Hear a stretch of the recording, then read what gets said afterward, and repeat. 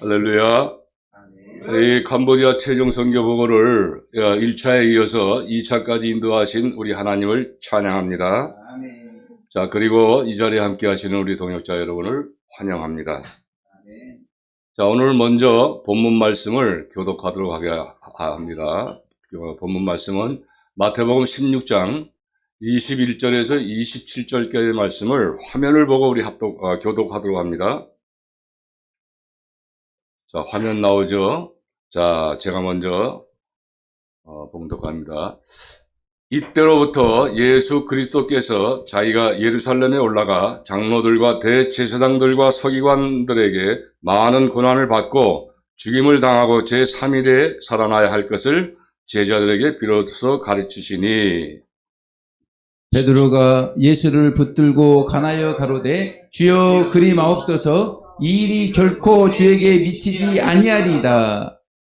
예수님께서 돌이키시며 베드로에게 이르시되 사탄아 내 뒤로 물러가라. 너는 나를 넘어지게 하는 자로다. 내가 하나님의 일을 생각지 아니하고 도리어 사람의 일을 생각한도다 하시고, 이에 예수님께서 제자들에게 이르시되 아무든지 나를 따라오려거든 자기를 부인하고 자기 십자가를 지고 나를 쫓을 것이니라. 누구든지 제 목숨을 구원코자 하면 잃을 것이요 누구든지 나를 위하여 제 목숨을 잃으면 찾으리라. 사람이 만일 온 천하를 얻고도 제 목숨을 잃으면 무엇이 유익하리요? 사람이 무엇을 주고 제 목숨을 바꾸겠느냐? 아멘. 우리 한국 개신교 중에는 이 수도 공동체가 있는 교단이 모두 한 10군데 정도가 있어요. 자, 그런데 이 가운데 수도 공동체를 4곳으로 운영하는 그 교단은 이제 저희 교단밖에 없는데, 독신 형제들의 그 성결 수도회와 또 독신 자매들의 그 은총 수도회, 그리고 가정에 있는 기혼자들로 구성이 되어 있는 제3수도회, 그리고 성화수도회가 있는데 저는 성화수도 소속의 선교사입니다. 지난 2월 합숙 훈련 시에 이 훈련하면서 그 무명이라는 그 제목의 영화를 보게 되었는데, 그 영화 내용은 당시 그 일본인 그 조선국에 최초로 입국하여서 그 선교 활동을 하셨던 바로 로리 마샤야스 선교사님과 그의 가족의 그 아름다운 생애를 그린 그러한 내용이었었습니다.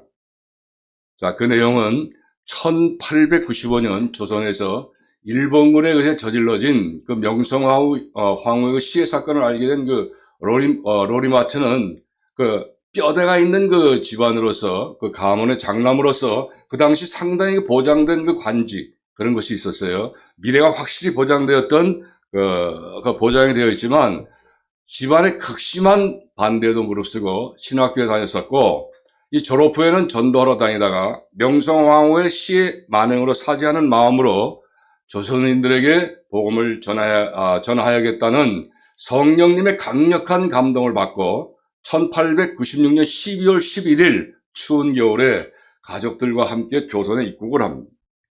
자, 입국한 로리마츠 선교사님은 당시 그 조선인들의 그 극심한 그 일본에 대한 악한 감정이 있었잖아요. 그런 악한 감정에서도 불구하고 그 폭행을 당하면서까지 그 오직 복음 전도와 의료 선교와 또 문서 선교 등 그 엄청난 고난의 환경 속에서 선교 사역은 중단 없이 계속 진행되다가 결국 이제 1900년 8월 12일 수원에 있는 그 장안동에 있는 자신의 집에 성서 강론소라고 하는, 즉 일종의 가정교회 형식이죠. 그런 교회를 개척한 후에 계속해서 그 충청북도 음성과 장원, 그 대전 등 그 주로 중부 지역에 모두 38개의 교회를 설립하게 돼요. 자, 순전히 그런데 자비량으로 무려 18년 동안이나, 그것도 일본 일이라면 그때 무조건 냉대를 했던 그런 일제강점기 시기에 이 조선인들에게 예수님의 사랑과 복음을 예수님의 빛된 삶으로 실천했으니까요, 여러분. 그리고 4명의 자녀들과 또한 남편 선교사를 섬겼던 그 아내 사또 춘해코의 그 헌신적인 그 밑거름 영성은 과연 어떠했겠습니까, 여러분? 자, 그녀는 이 두부공장, 조선에 있는 두부공장을 다니면서 그 얻어온 그 빚으로서 본인은 식사를 때워요. 그리고 그 수입은 전부 다 그 배고파하는 그 조선인의 그 어린아이들, 어린아이들과 그 부모들이 아파서 병들고 돈이 없어서 병원에 못 가는 그 부모들의 의료비를 충당하기 위해서 그렇게 자신이 희생을 했던 것이죠. 그러던 어느 날 남편 선교사님이 그 빈 쌀떡을 보게 돼요. 그리고 빈 약통을 보게 되고 매우 당황하고 있을 때에 이 그녀는 얼른 시장에 나가서 자신의 그 머리카락을 모두 잘라서 시장에 나가 팔아가지고 그 돈을 남편 선교사님에게 건네주는 장면이 있어요. 그 장면에 우리는 모두 숙연하고 있었는데 지금도 그 수원에 존재하고 있는 그 당시 노리마트 그 선교사님의 그 집이었던 그 지금의 그 수원 동신교회예요. 그 담임 목사님이신 그 한효성 목사님이 그 증언하는 장면에서 우린 또 한 번 감동을 받게 되는데, 여러분 110년 전에는 일본에서는 그때 뭐 조선에서도 마찬가지였겠지만 이 여인이 머리카락을 자르는 행위는 마치 자신의 그 죽음과도 같은 그런 행위였기 때문에 절대 금기시했던 거예요.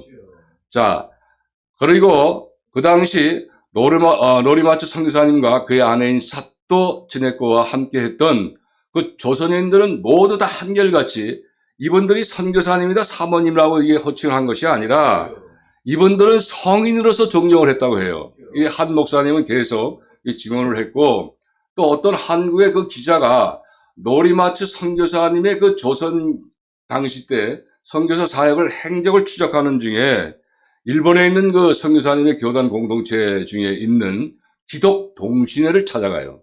취재를 했을 때에 그 관계자가 짧은 답변 장면이 또 나오는데 저는 또 그 감동의 그 장면에 큰 감동을 받게 돼요. 자, 그는 이렇게 대답을 해요.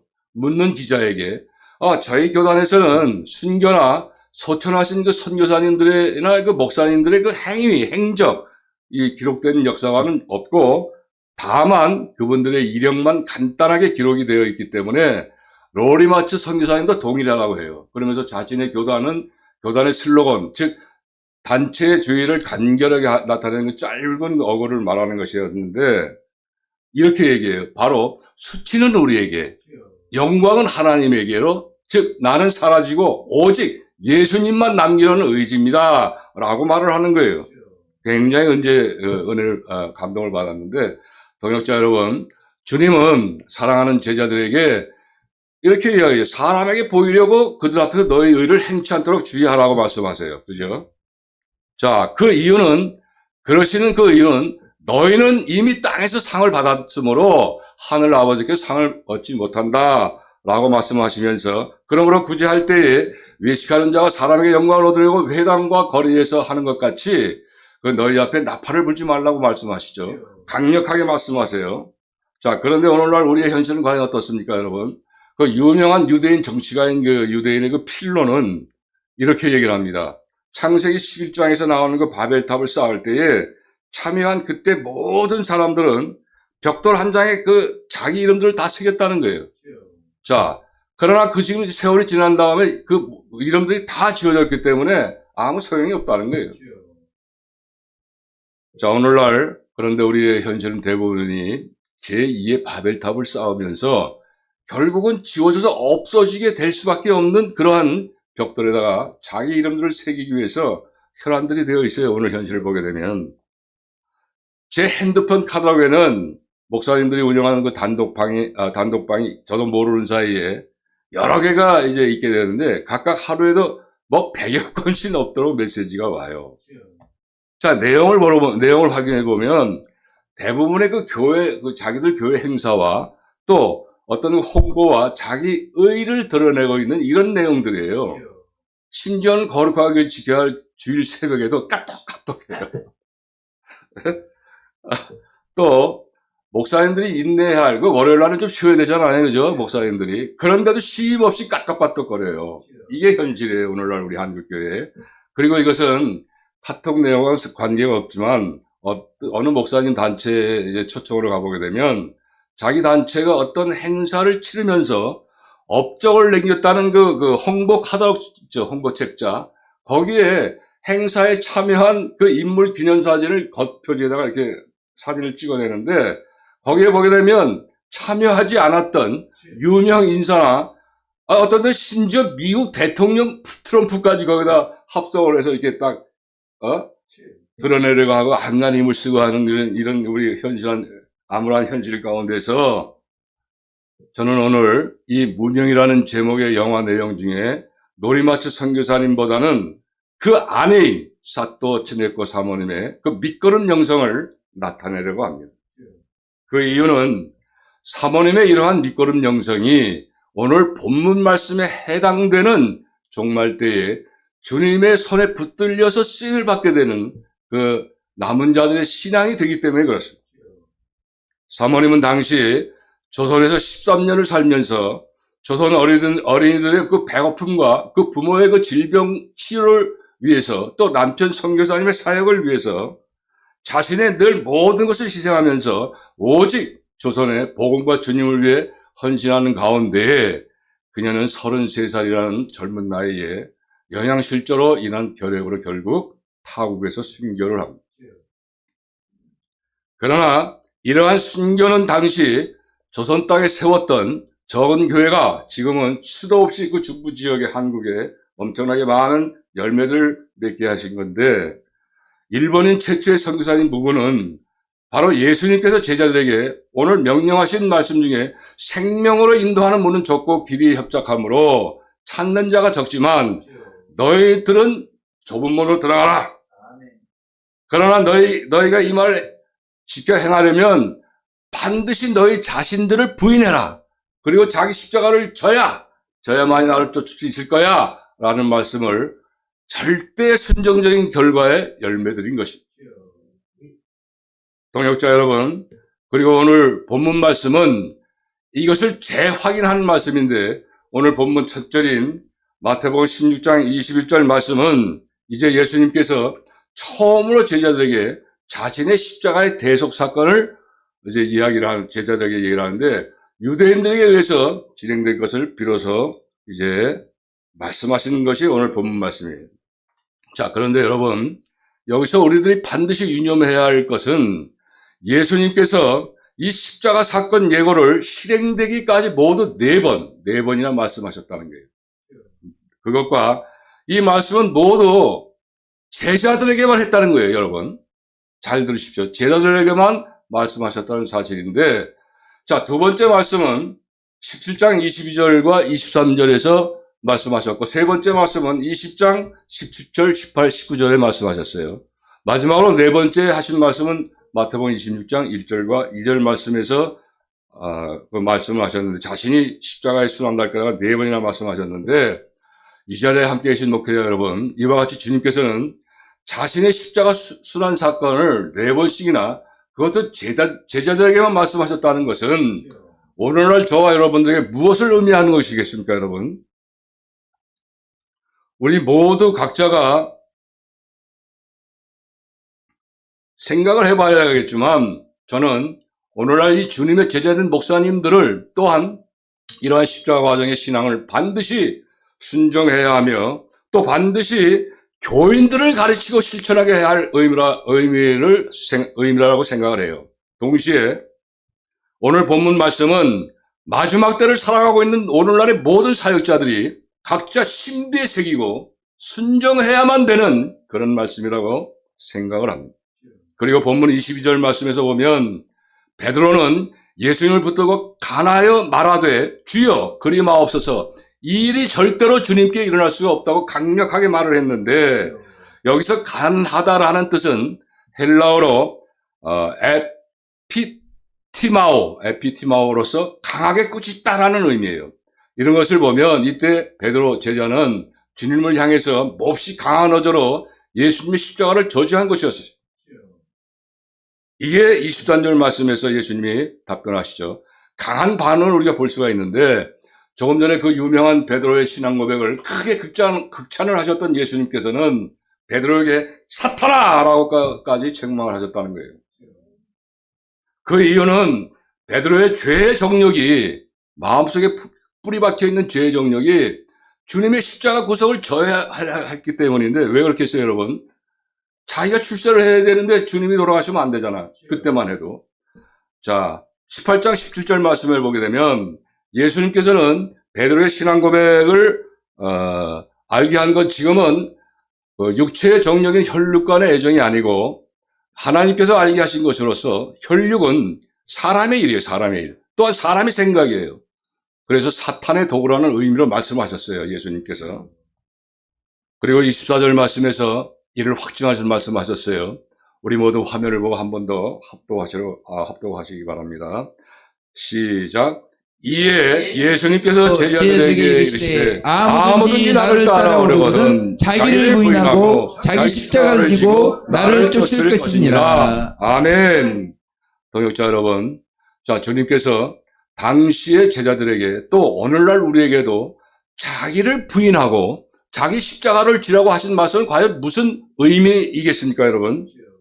먼저 여기에서 말한 자기는 우리의 육신을 가리켜서 말씀하신 것이에요. 또 이 육신은 바로 자라고도 하고 또는 육성, 옛사람, 겉사람이라고 하는 이 자기의 실체의 의미는 타락한 모든 인간의 죄성과 정욕을 의미하는 것입니다. 그리고 자기를 부인하라는 말씀은 골로새서 3장 5절 말씀에서 아주 그 이유에 대해서 잘 나타내주고 있어요. 제가 봉독합니다. 그러므로 땅에 있는 지체를 죽이라. 곧 음란과 부정과 사욕과 악한 정욕과 탐심이니 탐심은 우상숭배니라. 아멘. 이 말씀에서 탐심은 바로 정욕을 가리켜 말하는 것이고 정욕은 곧 우상이기 때문이며 이 말씀을 로마서 13장 14절의 말씀에서 보면 오직 주 예수 그리스도로 옷 입고 정욕을 위하여 육신의 일을 도모하지 말라라고 한 말씀 역시 예수님께서 이 제자들에게 죄를 짓게 하는 이 육신의 정욕인 자기 부인을 하는 것은 말씀하시는 이유신 것입니다. 그리고 자기 십자가를 지고 나를 쫓으라는 말씀의 의미도 그 이유 역시도 바울 서신에서 자세하게 기록이 되어 있는데 먼저 로마서 8장 7절 말씀을 보면 육신의 생각은 하나님과 원수가 되나니 이는 하나님의 법에 굴복치 아니할 뿐 아니라 할 수도 없음이니라 라고 말씀을 했는데 여기서 육신은 하나님의 원수여 하나님께서 기뻐하시지 않는 것이라고 말씀한 것이며 또 이 육신은 사람의 육체를 가리켜 말하는 것이 아니고 앞에서도 말씀한 바와 같이 타락한 인간의 죄성과 정욕을 의미한다는 것을 알 수가 있습니다. 그리고 갈라디아서 5장 17절 말씀에서도 육체의 소욕, 즉 육신이라고 하고 싶어하는 것은 성령의 소욕을 거스르는 것으로 너희가 원하는 것을 하지 못하게 하기 때문에 너희들은 십자가의 신앙을 가지고 주님의 말씀을 순종하라는 그런 말씀인데 이 십자가 신앙의 말씀도 갈라디아서 5장 24절에 분명히 말씀을 합니다. 우리 다 같이 화면을 보고 한번 말씀을 합독하도록 합니다. 시작. 그리스도 예수님의 사람들은 육체와 함께 그 정과 욕심을 십자가에 못 박았느니라. 아멘. 자, 이 말씀의 핵심은 바로 그리스도께서 사람들을 구원을 받고 종교생활을 하는 교인들이 아니라 참 신앙생활을 하는 성도들로서 구원의 실체이신 예수님을 닮아가는 성화의 삶 속에서 자신의 죄의 정욕인 옛사람은 이미 예수님께서 십자가에 달리실 때 함께 죽었고 새 사람으로 거듭남으로써 십자가의 신앙에 적과 협착한 길의 삶을 오직 믿음으로 살아가고 있음을 말씀하신 것인데 사도 바울께서도 갈라디아서 2장 20절 말씀에서 이렇게 고백을 합니다. 내가 그리스도와 함께 십자가에 못 박혔나니 그런즉 이제는 내가 산 것이 아니요 오직 내 안에 그리스도께서 사신 것이라. 이제 내가 육체 가운데 사는 것은 나를 사랑하사 나를 위하여 자기 몸을 버리신 하나님의 아들을 믿는 믿음 안에서 사는 것이라. 아멘. 동역자 여러분, 지금까지 자기를 부인하고 십자가를 지고 주님을 쫓으라는 말씀을 부연해서 전한 말씀은 모두가 바울 서신의 말씀이에요.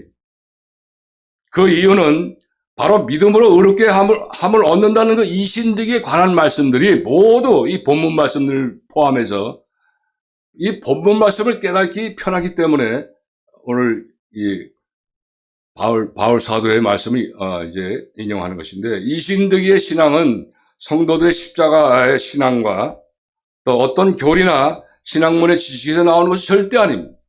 오직 성령님에 의해 제자들 자신의 좁고 협착한 길이 실제로 체험이 되어질 때에 비로소 얻게 되는 신학이기 때문입니다. 이 신득이라는 뚜렷한 주제로 기록된 갈라디아서 제일 끝부분인 말씀인 6장 17절과 18절 말씀을 우리 다 같이 화면을 보고 합독하도록 합니다. 시작. 이후로는 누구든지 나를 괴롭게 말라. 내가 내 몸에 예수님의 흔적을 가졌노라. 형제들아, 우리 주 예수 그리스도의 은혜가 너희 심령에 있을지어다. 아멘. 이 말씀에서 예수님의 이 흔적이라는 말씀이 있죠. 이 흔적이라는 말씀은 헬라어로 스티그마타라고 하는데, 이는 종이 주인에게 예속되어 있음을 증명하는 낙인을 의미합니다. 따라서 이 말씀은 곧 사도 바울께서 예수 그리스도를 증거하다가 직접 핍박을 당한 것을 말씀하는 거예요. 자, 고린도후서 11장 23절에서 33절까지 11절에까지 기록된 내용의 말씀들을 보게 되면 사도 바울께서는 실제로 복음을 위해서 유대인들에게 핍박을 당한 사건이 무려 22가지가 있다고 기록이 되어 있어요. 자, 그 중에서 제가 한 가지만 핍박당한 말씀인 24절 말씀을 제가 봉독합니다. 유대인들에게 40에 하나를 감한 매를 5번 맞았으며 5번이나 맞았다는 거예요. 이 말씀은 당시 사도 바울께서 전도 여행을 하시면서 그 유대인들에게 붙잡혀서 형벌로 매를 맞을 때에 40대에서 한 대를 뺀 숫자인 39대를 맞았다는 것은 한 대를 더 맞아 40대를 채웠을 때에 많은 사람이 죽게 된다는 거예요. 그러니까 죽지 않을 정도로 맞은 게 바로 39대 맞은 거예요. 자, 이런 매를 5번이나 맞았다는 거예요.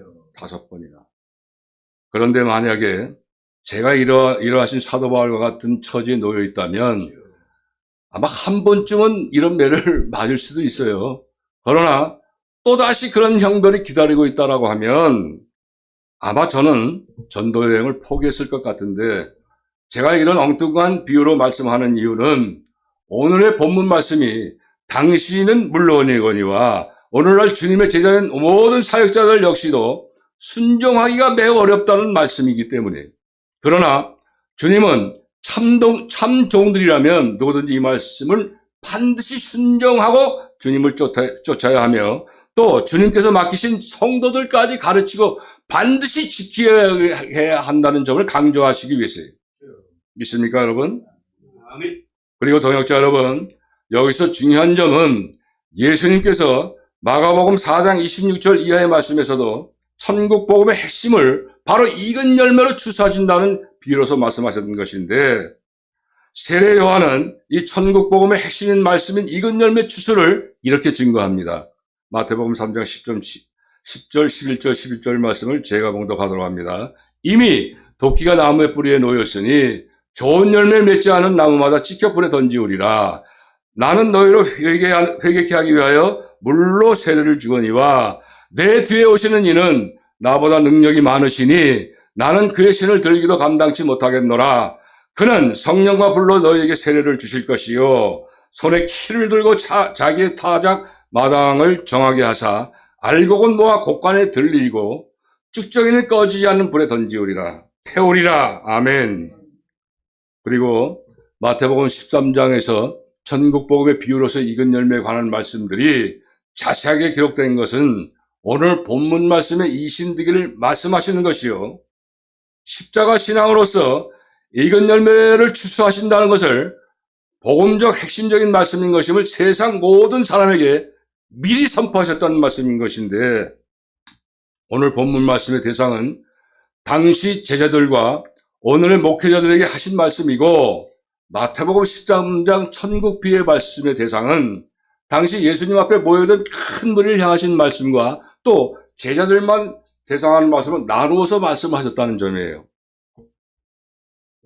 1절부터 9절까지의 말씀은 모여든 큰 무리에게 말씀하셨고, 10절부터 23절까지의 말씀은 제자들에게, 또 24절부터 35절까지 말씀 다시 큰 무리를 향해서 말씀하신 것이고, 36절부터 52절까지의 말씀은 예수님의 12 제자들에게만 말씀하셨다는 것이 중요한 것이에요. 자, 예수님 앞에 모인 많은 무리들에게 그들에게는 천국에 대한 복음을 모두 비유로서 말씀하셨고, 그런데 씨 뿌린 비유와 겨자씨 비유와 누룩 진주보와 가라지와 그물 비유를 말씀하셨고, 제자들에게는 비유로서 하신 말씀들을 자세하게 풀어서 알려주셨다는 점이 참으로 중요한 점이라는 것입니다. 무리들에게는 천국 복음을 모두 비유로서 말씀하셨는데, 씨 뿌리는 비유와 겨자씨 비유, 또 누룩 진주보와 가라지 그 그물 비유를 말씀하셨고, 제자들에게는 이 말씀을 풀어서 다시 정리해 주셨다는 점이 아주 중요하죠. 자, 그리고 10절 말씀에 제자들이 저희에게 비유로 한 말씀이 그 이유가 무엇입니까? 하고 제자들이 예수님께 질문을 해요. 예수님은 그 묻자 이렇게 대답하시죠. 천국의 비밀을 아는 것이 너희에게는 허락되었으나 저희들에게는 아직 아니되었다라고 말씀하셨어요. 자, 그 이유는 이렇게 말씀하세요. 쉬운 비유로 말하여도 저들이 이 진리의 말씀을 깨닫지 못하며 또 그들 중에는 의도적으로 말씀을 무시하고 능력할 자들이 많기 때문이라는 것을 은유적으로 말씀하신 것인 동시에 이를 너희들, 그러니까 당시의 제자들이나 오늘날 기운 부름 많은 목회자들이 이러한 천국 비밀의 말씀을 먼저 깨닫고 행함으로써 주님을 따르는 많은 무리들, 즉 교인들을 가르쳐 지키게 하라는 명령을 은유적으로 말씀하신 것이고, 또 천국 비밀은 7가지 비유로 말씀하심으로써 익은 열매와 쭉정이의 결과에 대해서, 그리고 익은 열매를 위해서는 자기 죄의 정력의 소유인 9가지 정력을 팔되 진주보화를 발견한 후에 그 밭을 산 것과 같이 너희들도 말씀을 깨달은 후에는 반드시 십자가 신앙을 지켜 행하고 또 지키게 하시라는 그런 뜻입니다. 그리고 동역자 여러분, 이 익은 열매의 핵심 진리를 좀 더 자세히 그리고 확실하게 깨달으시려면 1년에 2차례씩 저희 교단에서 진행하고 있는 성경의 핵심 진리 사경에 참석을 하시면 되는데, 이 사경에는 39년째 한 차례도 빠짐없이 계속해서 진행되고 있는데 하나님께서 지켜주세요. 그리고 또한 여기서 한국교회가 명심해야 한 것은 이러한 주님의 명령에 순종하고 따르고 있지 않는 종들에 대해 2가지 말씀을 아주 두렵고 떨리는 말씀으로 경고한다는 것인데, 먼저는 마태복음 산상수훈 결론의 말씀인 7장 21절 이하의 말씀에서 너희가 선지자 노릇하면서 나의 이 말을 듣고 행치 않고 불법을 행하는 자는 내게서 떠나가라 라는 지음하신 말씀이 있어요. 또 한 가지 말씀은 18절 6절 말씀으로 크게 경고를 하셨다는 것인데, 제가 이 말씀을 봉독합니다.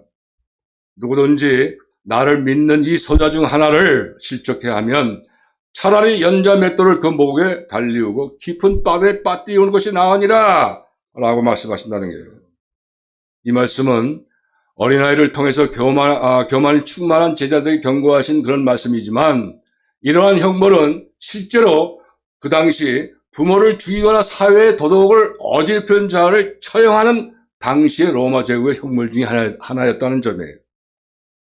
그리고 오늘 본문 마지막 절 말씀에서는 이제 예수님께서 재림하신 후에 세상을 심판하실 때에 각 사람의 행한 대로, 특히 제자된 우리 목회자들의 행한 대로 갚아주시겠다고 엄중하게 경고를 하셨는데도 불구하고 오늘날 우리들의 한국교회의 실전은 과연 어떠합니까?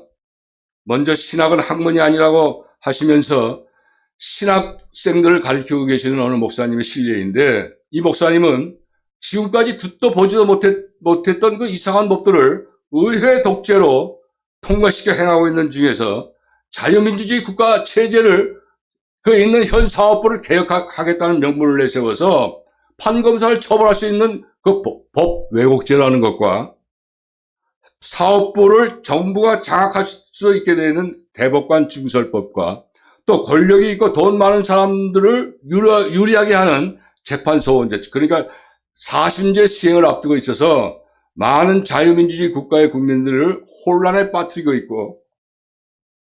하고 있고, 또 종교단체를 해체시킬 수 있는 그런 교회 탄압법을 노골적으로 진행하고 있고, 하나님을 대적하고 있는 현 대통령이 대통령 후보로 있었던 작년에 이 목사님을 찾아와요.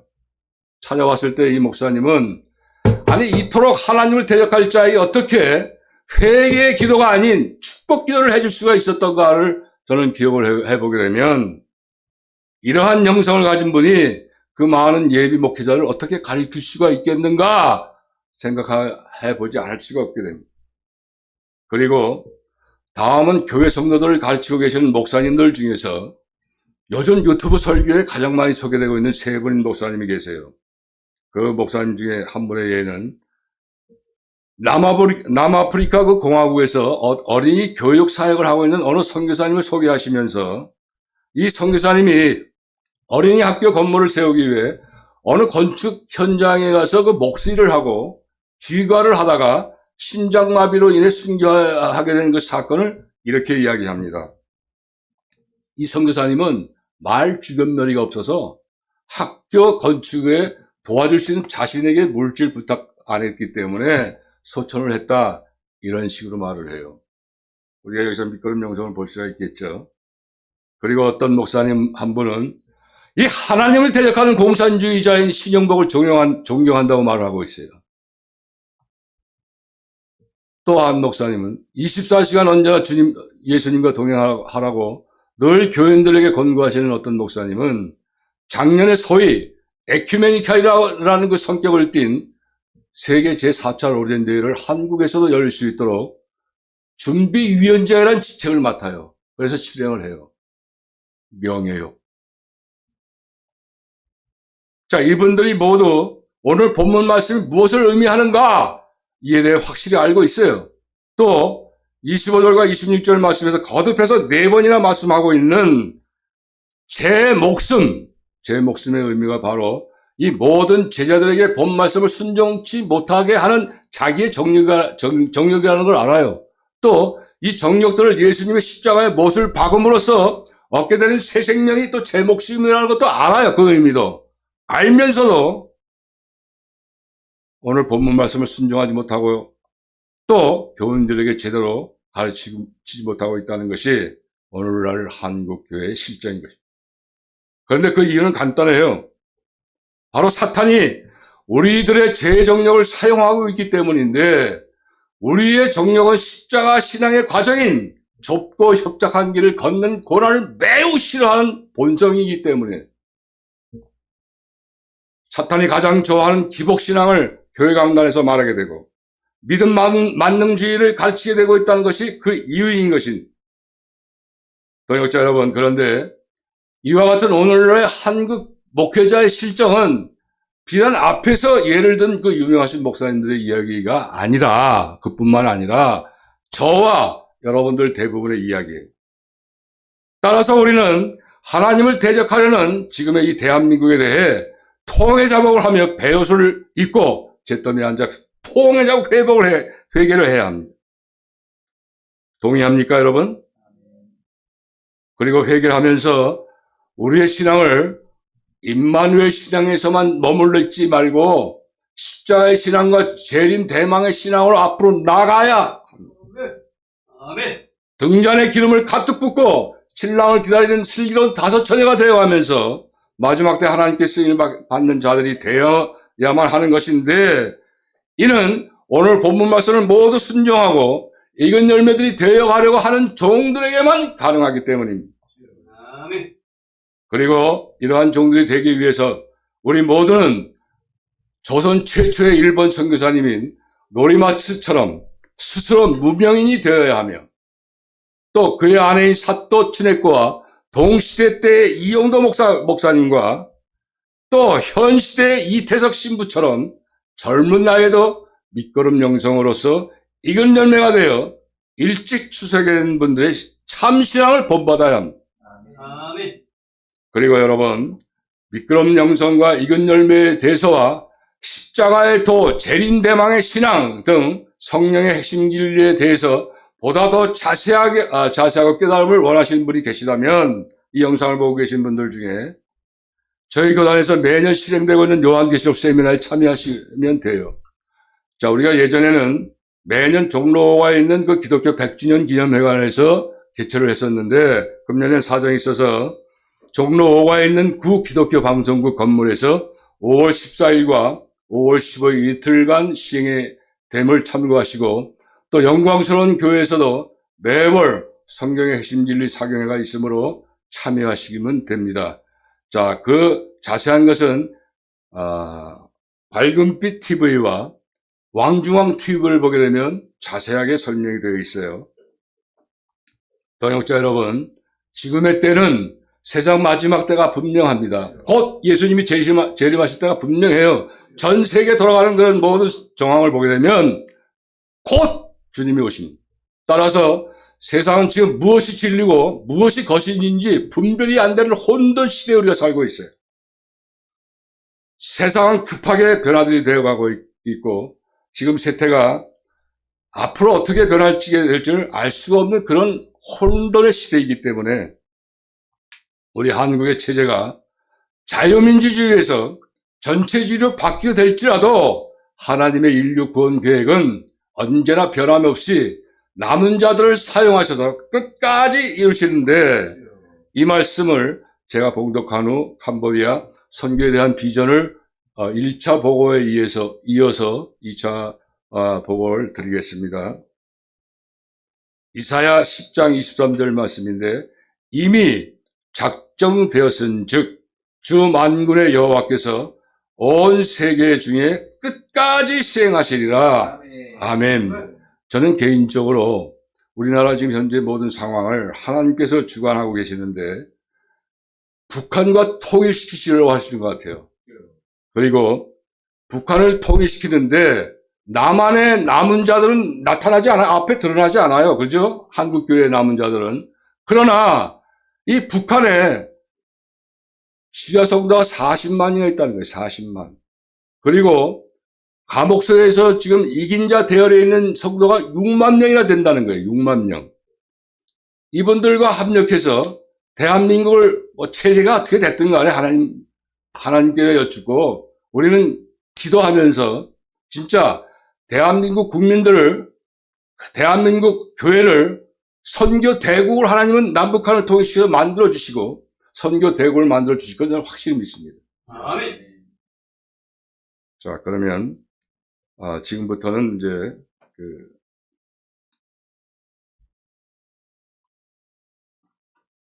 선교 보고를 진행하도록 합니다. 자, 사랑하는 동역자 여러분, 여러분 모두 마지막 때는 반드시 하나님께 붙들림을 받으셔서 끝까지 생명을 다할 때까지 쓰임받게 되기를 간절하게 기원하면서 이제 캄보디아 선교의 보고를 드리겠습니다. 자, 먼저 캄보디아의 고위공직자 전도 집회 영상인데 2019년 코로나 팬데믹이 바로 직전에 이 캄보디아에서도 전후 이런 역사가 없었어요. 1000명의 공직자를 대상으로 전도 집회가 열렸어요. 이 전도 집회 열렸는데 우리 KTNC 한국어 전문학교 출신들 학생들을 사용하셨어요. 그리고 임마누엘 기도센터의 우리 같은 동역자를 사용하셨는데 그 교회에서 한 그 영상입니다. 한번 보시고.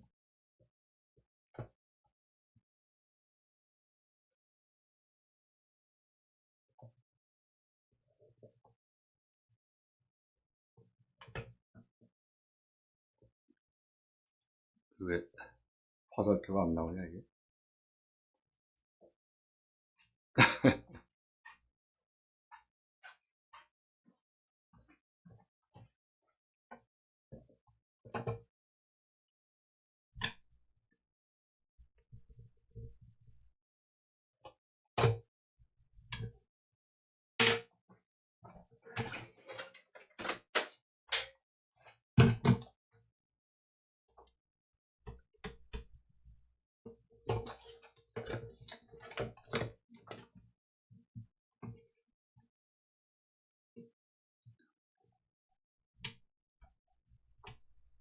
지금 컴퓨터가 잠깐 내려가 놨네요.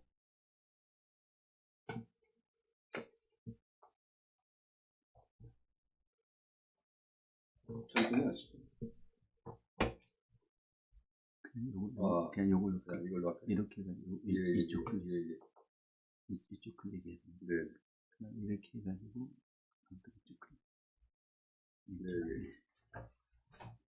자, 그럼 그 공직자, 캄보디아 고위공직자 전도 집회 영상을 잠깐 보겠습니다.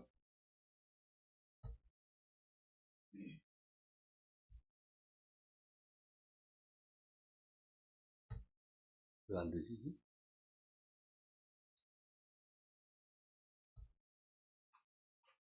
어허.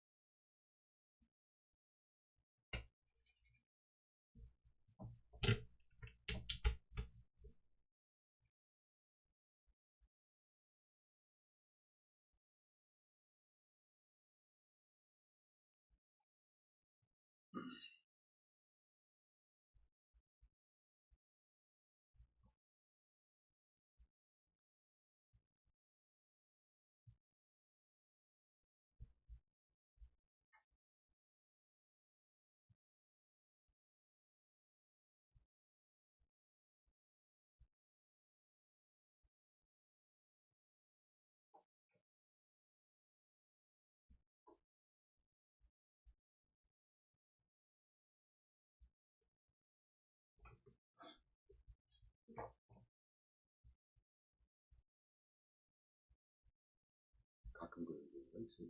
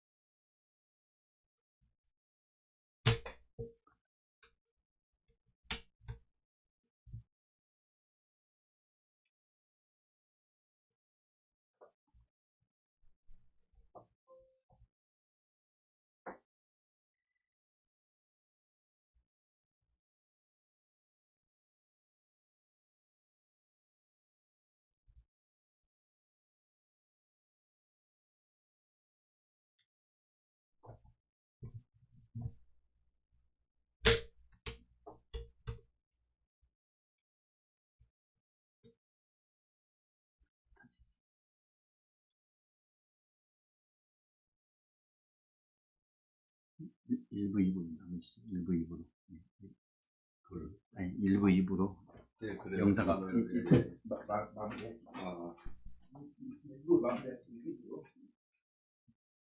자, 그러면 이 컴퓨터 사정으로 1부를 마무리하고 이제 2부를 조금 이따 시작을 하겠습니다.